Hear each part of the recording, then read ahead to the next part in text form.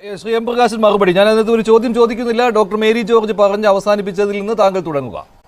Mary ജോർജിനെ ഒരു കേവലം സാമ്പത്തിക ശാസ്ത്രിയായി അവതരിപ്പിച്ചത് ശരിയായില്ല. അവരെത്രയോ കാലമായി കമ്മ്യൂണിസ്റ്റ് വിരുദ്ധമായ സാമ്പത്തിക നിലപാട് കൈകാര്യം ചെയ്യുന്നവരാണ് എന്ന കാര്യം കൂടി നിങ്ങൾ പറയേണ്ടതായിരുന്നു. ഓ ഏമാനായിരുന്നോ? സ്ഥലമുണ്ട്, ഞാൻ അറിഞ്ഞില്ല. ഇരിക്കട്ടെ, അവരുടെ ന്യായം സംബന്ധിച്ച് ഈ ഇന്ത്യയിലെ സാമ്പത്തികമായിട്ടുള്ള വിഭജനം സംബന്ധിച്ച് രാജ്യത്തുള്ള എല്ലാ എക്കോണമിസ്റ്റുകളും ഗൗരവമായി ചർച്ച ചെയ്യുന്ന വിഷയങ്ങളുണ്ട്. അതെന്തുകൊണ്ടാണ് ഡോക്ടർ മേരി ജോർജിനെ അറിയാത്തതെന്ന് എനിക്കറിയില്ല. ഒന്ന്, സംസ്ഥാനങ്ങളും അതുപോലെ കേന്ദ്രവും ചേർന്നതാണ് രാജ്യം. അല്ലാതെ കേന്ദ്രം ഈ കാര്യങ്ങളെല്ലാം തീരുമാനിക്കാനും സംസ്ഥാനമെല്ലാം അനുസരിക്കാനുമുള്ള ഒരു സംവിധാനമല്ല.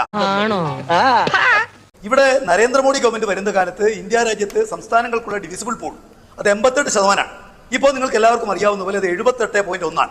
10% സെസ് വർദ്ധിപ്പിച്ച് സംസ്ഥാനങ്ങൾക്ക് വിഹിതം കുറച്ചത് ന്യായീകരിക്കത്തക്കതാണോ? രണ്ട്, സംസ്ഥാനങ്ങൾക്കുള്ള ഒരുപാട് നികുതി പിരിവ് അധികാരം തന്നെ ഉപേക്ഷിച്ച് എടുത്തു കളഞ്ഞ് കേന്ദ്രത്തിന്റെ കയ്യിലേക്ക് ഒരുപാട് നികുതി പിരിവ് അധികാരം ഏറ്റെടുത്ത GST അതിനകത്തുള്ള ധനവുമായി ബന്ധപ്പെട്ട വിഷയം അംഗീകരിക്കാൻ വേണ്ടി പറ്റുമോ? മൂന്നാമത്തെ കാര്യം, നമ്മുടെ രാജ്യത്തിനകത്ത് ആകെ ചെലവ് പരിശോധിക്കുമ്പോൾ വരുമാനത്തിന്റെ 62.4% നിങ്ങൾ എഴുതി വെച്ചോളൂ, എഴുതി വെച്ചിട്ട് മറുപടി അറിഞ്ഞോളൂ. നമ്മുടെ വരുമാനത്തിന്റെ 62.2% കേന്ദ്രത്തിനും ചെലവിന്റെ 62.4% സ്റ്റേറ്റിനുമാണ് എന്നുള്ളത് രാജ്യത്താകെ അറിയുന്നൊരു കാര്യമാണ്. ഇത് ന്യായമാണോ? ചെലവ് കൂടുതൽ സ്റ്റേറ്റുകൾക്കും വരവ് കൂടുതൽ കേന്ദ്രത്തിനും എന്ന് പറയുന്ന ഈ നിലയിൽ മാറ്റം വരുത്തേണ്ടതില്ലേ? ഇതൊരു ഗൗരവമായിട്ട് കാര്യമാണ്. പിന്നെ സംസ്ഥാന ഗവൺമെന്റുകളോട് രാഷ്ട്രീയമായ നിലക്ക് കേന്ദ്ര ഗവൺമെന്റ് കാണിക്കുന്ന സാമ്പത്തിക പക്ഷപാതിത്വം. ഇന്ന് കേരള മുഖ്യമന്ത്രി നിയമസഭയിൽ പറഞ്ഞു, 2022-23 മാർച്ച് മാസം 31 മുതൽ കേന്ദ്ര ഗവൺമെന്റ് സ്വീകരിച്ചിട്ടുള്ള ഒരു പ്രത്യേക നിലപാട്. എന്താ പ്രത്യേക നിലപാട്? സാധാരണഗതിയിൽ സംസ്ഥാനങ്ങൾക്കുള്ള നികുതി ഈ ബജറ്റേതര കടം, ആ ബജറ്റേതര കടം ഒരിക്കലും ഔപചാരിക കടത്തിൽ പെടുത്താറില്ല, ഇതുവരെയും പെടുത്തിയിട്ടില്ല. എന്നാൽ 2022 മാർച്ച് മാസം 31 കേന്ദ്ര ഗവൺമെന്റ് കേരളത്തോട് നൽകിയിരിക്കുന്ന ഒരു കത്തിൽ അന്നത്തെ ധനകാര്യമന്ത്രി നിർമ്മലാ സീതാരാമൻ പറഞ്ഞു, ഇനി അങ്ങോട്ട് കേരളത്തിന്റെ ബജറ്റേതര കടം കടത്തിന്റെ പരിധിയിൽ വരും. അതുവരെ അതങ്ങനെ ആയിരുന്നില്ല. അതാവട്ടെ മുൻകാല പ്രാബല്യത്തോടെ നടപ്പിലാക്കി. താങ്കൾ ഉദ്ദേശിക്കുന്നത് കിഫ്ബിയും പെൻഷൻ കമ്പനിയുടേതുമല്ലേ? കിഫ്ബിയുടെയും പെൻഷൻ കമ്പനിയുടെയും അല്ലേ? നമ്മൾ ഒരുപാട് ചർച്ച ചെയ്ത വിഷയമാണ്. അതിലൊരു മാറ്റത്തിന് സാധ്യമല്ല എന്നുള്ളത് അറിയാമല്ലോ ശ്രീ എം പ്രകാശ്. അല്ലല്ല, നിങ്ങൾക്ക് ചർച്ച ചെയ്യാൻ താല്പര്യം ഉണ്ടാവില്ല. ന്യൂസ് 18 ചർച്ച ചെയ്യാൻ താല്പര്യം ഉണ്ടോ നോക്കിയിട്ടല്ലോ ഞാൻ പറയുന്നത്. CPM ചർച്ച ചെയ്യാൻ താല്പര്യമുള്ള വിഷയമാണ്. അല്ല, നിങ്ങൾക്ക് താല്പര്യമുള്ള വിഷയം ചർച്ച ചെയ്യാൻ ഞങ്ങൾ വന്നിരിക്കേണ്ട കാര്യമില്ലല്ലോ. കോടതിയിൽ പോലും പോയതാണ്, അതുകൊണ്ടാണ് ഞാൻ ഇടപെട്ടത്. കോടതിയിൽ പോലും പോയതാണ് ഈ വിഷയത്തിൽ. ധനകാര്യ മേഖലക്കകത്ത് ഒരു പുതിയ കോടതി ഇടപെട്ട് 13,600 കോടി അനുവദിച്ചല്ലോ. 13,600 കോടി രൂപ കടമെടുക്കാൻ അനുവദിക്കുകയും ബാക്കിയുള്ള 24,000-ൽ പരം കോടി കേരള ഗവൺമെന്റ് ആവശ്യപ്പെട്ടത് ഒരു ഭരണഘടനാ ബെഞ്ച് പരിശോധിക്കണം, തീരുമാനിക്കല്ലേ ചെയ്ത്. തീരുമാനത്തിലേക്ക് പോയിട്ടില്ല. കാരണം അത് ഒരു സംസ്ഥാനത്തിന് മാത്രമായിട്ട് അങ്ങനെ അനുവദിക്കാൻ പറ്റുമോ എന്നുള്ള ചോദ്യമാണല്ലോ കോടതി ഉന്നയിച്ചത്. അതല്ല ഉന്നയിച്ചത്. കോടതി ഉന്നയിച്ചത് കേന്ദ്ര ഗവൺമെന്റിന് വിവേചനമനുസരിച്ച് സ്റ്റേറ്റ് ഗവൺമെന്റുകൾക്ക് പണം അനുവദിക്കുന്നത് നിർണ്ണയിക്കാൻ അധികാരമുണ്ടോ? ഈ വിഷയം ഒരു പ്രത്യേക ഭരണഘടനാ ബെഞ്ച് പരിശോധിക്കണമെന്നാണ്. ഇവിടെ ഇപ്പോൾ രാഷ്ട്രീയമായിട്ട് താല്പര്യം വെച്ചിട്ട് BJP ഗവൺമെന്റുകൾക്ക് ഇഷ്ടം പോലെ, അതുപോലെ BJP ഇതര ഗവൺമെന്റുകൾക്ക് കൊടുക്കാതിരിക്കുക. ചില ഗവൺമെന്റുകൾ ശത്രുത ഗവൺമെന്റുകളാണ് ഇതിൽ നടക്കുന്നത്. ഇന്ന് ബഹുമാനപ്പെട്ട മുഖ്യമന്ത്രി പറഞ്ഞപ്പോൾ 14ാം കമ്മീഷൻ കേരളത്തിൽ അനുഭവിച്ചത് 2.5% ഈ ഡിവിസിബിൾ പൂളിൽ. 15ാം കമ്മീഷൻ അനുഭവിച്ചത് 1.92%. അതുവഴി കേരളത്തിൽ നഷ്ടമായിരിക്കുന്നത് ഏതാണ്ട് 18,000 കോടിയാണ് കുറഞ്ഞിരിക്കുന്നത്. അത് ശരിയല്ല എന്നുള്ളത് പറയാൻ വേണ്ടി കഴിയുമോ? ഞാൻ ചോദിക്കുന്നത്, ഉമ്മൻചാണ്ടി ഗവൺമെന്റുകൾ കേരളത്തിൽ കിട്ടി വന്നിട്ടുള്ള കേന്ദ്ര വിഹിതം എത്രയാ? 45% കേരളത്തിലെ മൊത്തം വരുമാനത്തിന്റെ 45% ഉമ്മൻചാണ്ടി ഗവൺമെന്റ് കേന്ദ്ര വിഹിതമാണ്. ഇപ്പോഴോ 26% മാത്രമേ ഉള്ളൂ. അന്യായമാണെന്ന് പറയാൻ വേണ്ടി കഴിയണ്ടേ? 2020-21 കേന്ദ്ര ഗ്രാന്റ് 31,608 കോടിയാണ്. 23-24 കേന്ദ്ര ഗ്രാന്റ് 12,608 കോടിയാണ് എന്ന് പറഞ്ഞാൽ മൂന്നിലൊന്ന്. ഇത് അന്യായമാണെന്ന് പറയാൻ വേണ്ടി കഴിയണ്ടേ? റവന്യൂ ഡെഫിസിറ്റ് ഗ്രാന്റ് ഒക്കെ ഞാനിത് പലതവണ ചർച്ച ചെയ്തുകൊണ്ട് ഈ വിഷയത്തിൽ ഞാനത് ഇടപെടേണ്ട എന്ന് വെച്ചതാണ്. ഈ റവന്യൂ ഡെഫിസിറ്റ് ഗ്രാന്റ് ഒക്കെ ഉണ്ടല്ലോ കേരളത്തിന്റെ. ഈ റവന്യൂ കമ്മി പരിഗണിച്ചുള്ള റവന്യൂ ഡെഫിസിറ്റ് ഗ്രാന്റ് ഒക്കെ 16 സംസ്ഥാനങ്ങളിൽ ഏറ്റവും കൂടുതൽ കിട്ടിയത് കേരളത്തിലാണ്. 16 സംസ്ഥാനങ്ങളിൽ ഏറ്റവും കൂടുതൽ കിട്ടിയത് കേരളത്തിലാണ്. അതൊക്കെ മറച്ചു വെച്ചാണ് താങ്കൾ സംസാരിക്കുന്നത്. റവന്യൂ ഡെഫിസിറ്റ് ഗ്രാന്റ് ഏറ്റവും കൂടുതൽ കിട്ടിയത് കേരളത്തിലാണ്. എന്തോന്നാടോ ഇത്? എവിടെ നിന്ന് കിട്ടിയോടോ ഈ ഉണ്ടാക്കണേ? 2020-21 മാറ്റിവെച്ചാൽ തന്നെ 39,000 കോടി. കേരളത്തിൽ മാനദണ്ഡമില്ലാതെ പിണറായി വിജയൻ ഭരിക്കുന്നതാണെന്നുള്ളത് വാരി കൊടുത്താണല്ലോ. അങ്ങനെയല്ല, അത് അല്ല, അതുകൊണ്ട് വെട്ടിക്കുറച്ചിട്ടില്ല. എം പ്രകാശൻ ധനകാര്യ കമ്മീഷൻ നിശ്ചയിച്ചു കഴിഞ്ഞാൽ ധനകാര്യ കമ്മീഷൻ വേറെ സ്റ്റേറ്റുകാരൊന്നുമല്ലല്ലോ കേരളത്തിൽ കിട്ടിയ തെറ്റ്.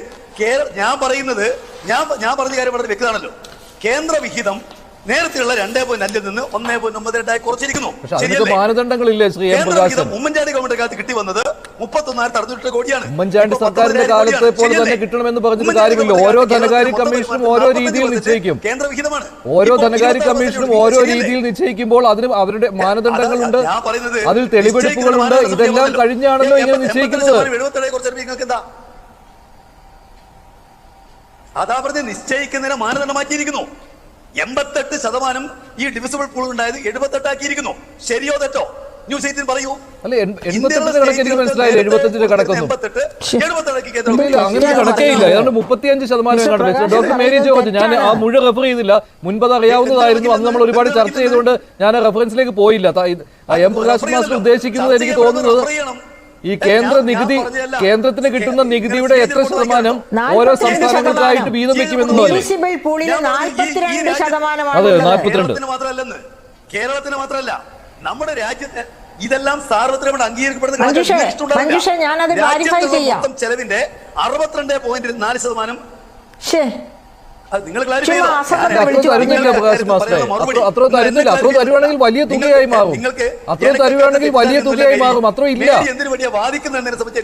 അല്ല, അത്ര തുക തരുന്നില്ല. അത് ഒരു സംസ്ഥാനത്തിന് കൊടുക്കുന്നില്ല, കേരളത്തിൽ തരുന്നില്ല. താങ്കൾ പറയുന്ന കണക്കനുസരിച്ച് കേരളത്തിൽ കൂടുതൽ കിട്ടുന്നുണ്ട്.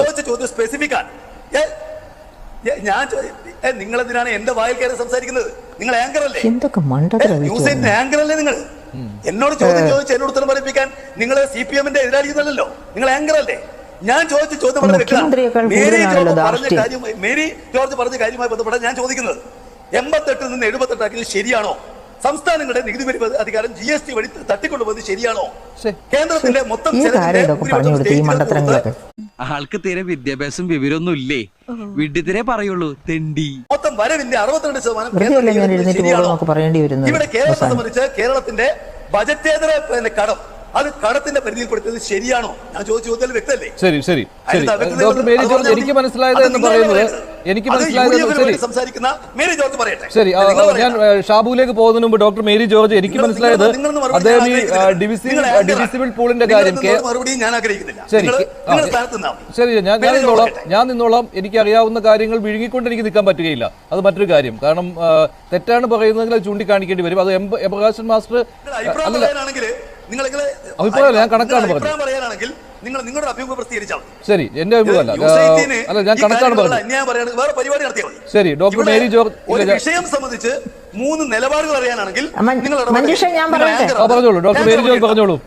കേന്ദ്ര നികുതി വരുമാനത്തിന്റെ എത്ര ശതമാനം സംസ്ഥാനങ്ങളുമായി പങ്കുവെക്കുന്നു എന്നതിനെ കുറിച്ചാണ് തുടങ്ങിയത്.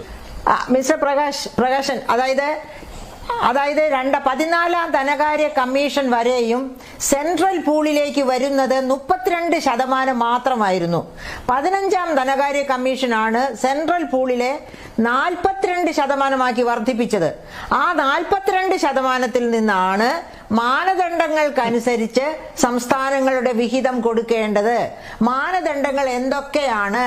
1 population, 2 demographic profile, 3 income distance, 4 other basic necessities.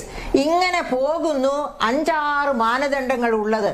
അപ്പൊ ഈ മാനദണ്ഡങ്ങൾ അനുസരിച്ചാണ് ഡിവിസിബിൾ പൂളിൽ നിന്ന് ഡിവിഷൻ നടത്തുന്നത്. നേരെ മറിച്ച് ശ്രീ പ്രകാശൻ മാസ്റ്റർ പറഞ്ഞതിന്റെ അകത്ത് പ്രകാശൻ മാസ്റ്ററിന് ഒരു പക്ഷേ ഒരു അബദ്ധം പറ്റിയതായിരിക്കാം അറിയാതെ. അതായത് ടോട്ടൽ ചെലവും ടോട്ടൽ റവന്യൂവും തമ്മിലുള്ള ഡിവിഷൻ, ഗവൺമെന്റും കേന്ദ്രവും സംസ്ഥാനങ്ങളും തമ്മിലുള്ള ഡിവിഷനില് അന്തരമുണ്ട്. ഉദാഹരണത്തിന് ഇന്ത്യയിലെ ആകെ ചെലവിന്റെ 61% സംസ്ഥാനങ്ങൾ വഹിക്കുമ്പോൾ ആകെ വരുമാനത്തിന്റെ 39% സംസ്ഥാനങ്ങൾക്ക് കിട്ടാറുള്ളൂ. ഇന്ത്യയുടെ കാര്യത്തില് 61% ചെലവുകൾ സംസ്ഥാനങ്ങൾക്കാണ്, പക്ഷേ 39% വരുമാനമേ സംസ്ഥാനങ്ങൾക്കുള്ളൂ. ആ അർത്ഥത്തിലാണ് പ്രകാശൻ മാസ്റ്റർ പറഞ്ഞത് എങ്കിൽ അത് നമുക്ക് അംഗീകരിച്ചു കൊടുക്കാവുന്നതേ ഉള്ളൂ. പക്ഷെ അദ്ദേഹം പറഞ്ഞത് സെൻട്രൽ പൂളിന്റെ കാര്യമാണെങ്കിൽ തെറ്റാണ് പറഞ്ഞത്. അപ്പൊ ഈ 61% ചെലവുകൾ സംസ്ഥാനങ്ങൾക്കും 49% വരുമാനം സംസ്ഥാനങ്ങൾക്കും എന്ന് പറയുമ്പോൾ അവിടെ അന്തരമുണ്ട്. അപ്പോഴും പ്രകാശൻ മാസ്റ്റർ ഒരു കാര്യം ഓർക്കണം, സംസ്ഥാനങ്ങൾക്ക് ഡിഫൻസ് എന്ന് പറഞ്ഞ ഒരു വകുപ്പില്ല. ഏറ്റവും പ്രധാനപ്പെട്ട ഒരു വകുപ്പാണ് ഡിഫൻസ് വകുപ്പ്. അതുപോലെ സംസ്ഥാനങ്ങൾക്കില്ലാത്ത മറ്റൊരു വകുപ്പുണ്ട്, ഫോറിൻ അഫയേഴ്സ്. അതും സംസ്ഥാനങ്ങൾക്കില്ല, കേന്ദ്രത്തിനേ ഉള്ളൂ. അപ്പൊ നാച്ചുറലി കേന്ദ്രം കുറച്ച് കൂടുതൽ റവന്യൂ എടുക്കേണ്ടി വരും. ഇപ്പൊ ഉദാഹരണത്തിനൊക്കെ ഇന്ത്യയുടെ തന്നെ ഡിഫൻസ് എടുക്കുക. ഇന്ത്യയുടെ ഡിഫൻസിന് വലിയ ബജറ്റ് അലൊക്കേഷനാണ് നടത്താറുള്ളത്. കാരണം ഇന്ത്യ ചൈന തമ്മിലുള്ള ബോർഡർ, അതുപോലെ ഇന്ത്യ പാകിസ്ഥാൻ, നമ്മുടെ നെയ്ബേഴ്സ് ആരും സൗഹൃദമല്ല. അപ്പൊ നമുക്ക് വലിയ ചെലവാണ് ഡിഫൻസിന് വേണ്ടി വരുന്നത്. പിന്നെ ഒരു കാര്യവും കൂടി ഞാൻ കൂട്ടത്തിൽ പറഞ്ഞുകൊള്ളട്ടെ, ഈ പ്രകാശൻ മാസ്റ്ററിന് ആ കാര്യം കൃത്യമായിട്ട് മനസ്സിലാക്കാം. ഇത് പാർത്ഥസാരഥി ഷോം എഴുതിയ ബുക്കാണ് ഡെവലപ്മെന്റ് ആൻഡ് ടാക്സേഷൻ എന്ന് പറഞ്ഞിട്ട്. ഈ പുസ്തകത്തില് കേന്ദ്രവും സംസ്ഥാനങ്ങളും തമ്മിലുള്ള ഈ ഡിവിഷനെ പറ്റി വളരെ കൃത്യമായിട്ട് പറയുന്നുണ്ട്. സാറ് ഈ പുസ്തകം എടുത്ത് വായിച്ച പിന്നെ സംശയമേ ഉണ്ടാകില്ല. അപ്പൊ ഞാൻ പറഞ്ഞു വരുന്നത്, ഡിവിസിബിൾ പൂളാണ് സാർ ഉദ്ദേശിച്ചത് എങ്കിൽ അത് 42%. അത് നോംസ് അനുസരിച്ചാണ് ഡിവിഷൻ നടത്തുന്നത്. 15th ഫിനാൻസ് കമ്മീഷൻ 1971 പോപ്പുലേഷൻ എന്ന ആ ബേസ് മാറ്റിയിട്ട് 2011 പോപ്പുലേഷൻ ബേസ് ആക്കി. അപ്പോ പോപ്പുലേഷൻ പോളിസി അനുസരിച്ച് പോപ്പുലേഷൻ കുറച്ചു കൊണ്ടുവന്ന കേരളം പോലെയുള്ള തെക്കേ ഇന്ത്യൻ സംസ്ഥാനങ്ങൾക്കെല്ലാം ഒരു അടി പറ്റി. ആ അടി പറ്റിയ കാര്യം നമ്മൾ പ്രത്യേക ധനകാര്യ മന്ത്രിമാരുടെ കോൺക്ലേവ്, തെക്കേ ഇന്ത്യൻ കോൺക്ലേവ് കേരളത്തിലും പോണ്ടിച്ചേരിയിലും തെലങ്കാനയിലും തമിഴ്നാട്ടിലും ഒക്കെ വെച്ച് നടത്തി ഒരു മെമ്മോറാണ്ടം കൊടുത്തു പ്രസിഡന്റിന്. അങ്ങനെ പ്രസിഡന്റിന് മെമ്മോറാണ്ടം കൊടുത്തതിൽ പറഞ്ഞിരുന്നു, പോപ്പുലേഷൻ ബേസ് 1971 നിന്ന് 2011 മാറ്റിയത് വലിയ അടിയായി തീർന്നു. കാരണം ഈ തെക്കേ ഇന്ത്യൻ സംസ്ഥാനങ്ങളൊക്കെ പോപ്പുലേഷൻ പോളിസി അനുസരിച്ച് പോപ്പുലേഷൻ കുറച്ചു കൊണ്ടുവന്നു. അതുകൊണ്ട് ഇങ്ങനെ ഒരു ബേസ് മാറ്റം കൊണ്ടുവന്നാൽ തെക്കേ ഇന്ത്യൻ സംസ്ഥാനങ്ങൾക്ക് അത് വലിയ തിരിച്ചടിയാകും എന്ന് പറഞ്ഞ് പ്രസിഡന്റിന് മെമ്മോറാണ്ടം കൊടുത്തു. അങ്ങനെ പ്രസിഡന്റ് എന്ത് ചെയ്തു? ആ പ്രസിഡന്റ് ഇടപെട്ട് 15th ഫിനാൻസ് കമ്മീഷനെ കൊണ്ട് ഒരു പുതിയ മാനദണ്ഡം ഉണ്ടാക്കിച്ചു. എന്താണത്? Demographic profile. അല്ലെങ്കിൽ പോപ്പുലേഷൻ എന്നൊരു മാനദണ്ഡം ഉണ്ടായിരുന്നുള്ളൂ. രണ്ടാമതൊരു മാനദണ്ഡം വന്നു, ഡെമോഗ്രാഫിക് പ്രൊഫൈൽ. എന്ന് വെച്ചാൽ പോപ്പുലേഷൻ കുറച്ചു കൊണ്ടുവരിക എന്ന സെൻട്രൽ ഗവൺമെന്റിന്റെ പോളിസി ഫോളോ ചെയ്തത്. അങ്ങനെ ചെയ്ത് പോപ്പുലേഷൻ കുറച്ച സംസ്ഥാനങ്ങൾക്ക് 12% വെയിറ്റേജ് കൊടുക്കാനുള്ള തീരുമാനം അങ്ങനെ ഉണ്ടായി. അപ്പൊ ആ തരത്തിൽ നമുക്ക് എന്നിട്ടും കുറച്ച് കിഴിവ് വന്നു എങ്കിൽ പോലും വലിയ അടി കിട്ടാതെ പോയി. അത് സംസ്ഥാന ഗവൺമെന്റ് സമയത്ത്, അതായത് LDF ഗവൺമെന്റ് തന്നെയാണ് 2016-17 കാലഘട്ടത്തിൽ ഇടപെട്ടതുകൊണ്ടാണ് ഇങ്ങനെ ഒരു നോം ഉണ്ടായത്. ഡെമോഗ്രാഫിക് പ്രൊഫൈൽ എന്ന ഒരു നോം ഉണ്ടായതും ഈ 12% വെയിറ്റേജ് കൂടി നമുക്ക് കിട്ടാൻ ഇടവരികയും ചെയ്തു. അല്ലായിരുന്നെങ്കിൽ നമുക്ക് പിന്നെയും കുറഞ്ഞു പോയേനെ എമൗണ്ട്. നമുക്ക് മാത്രമല്ല, കേരളത്തിന് മാത്രമല്ല, എല്ലാ തെക്കേ ഇന്ത്യൻ സംസ്ഥാനങ്ങൾക്കും പോപ്പുലേഷൻ പോളിസി ഫോളോ ചെയ്ത ചില വടക്കേ ഇന്ത്യൻ സംസ്ഥാനങ്ങളും അതിനടിപ്പെട്ടു പോയേനെ. പക്ഷെ അത് അത്ര സീരിയസ് ആയിട്ട് നമ്മളെ എഫക്ട് ചെയ്യാത്ത ഈ കാരണം കൊണ്ടാണ്.